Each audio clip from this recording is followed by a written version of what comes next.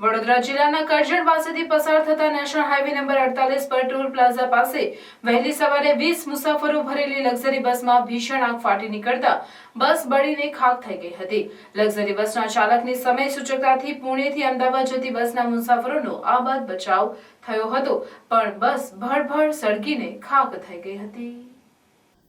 વડોદરા જિલ્લાના Karjan national highway number 48 ઉપર toll નાકા પાસે વહેલી પુણેથી મુસાફરો લઈને અમદાવાદ તરફ જઈ રહેલી લક્ઝરી બસમાં આગ ફાટી નીકળી હતી।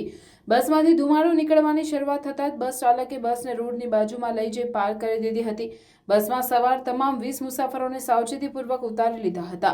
બસના તમામ મુસાફરો બસમાંથી ઉતરી ગયા બાદ આગે પ્રચંડ સ્વરૂપ ધારણ કરી લીધું હતું। ભડભડ સળગી ઉઠેલી બસના કારણે હાઈવે ઉપર ટ્રાફિક વ્યવહાર પણ પ્રભાવિત થયો હતો। આ બનાવની જાણ તંત્રને થતાં સ્થળ પર પહોંચી ગયું હતું, પરંતુ તંત્ર દ્વારા રસ્તો બંધ ન કરાતા કેટલાક વાહન ચાલકો જોખમ ખેડીને રોડની બાજુમાં ભડભડ સળગી રહેલી બસની બાજુમાંથી પસાર થતા હતા। લક્ઝરી બસમાં લાગેલી આગની જાણ કરજણ ફાયર બ્રિગેડને કરવામાં આવતા લાશ્કરો દોડી આવ્યા હતા।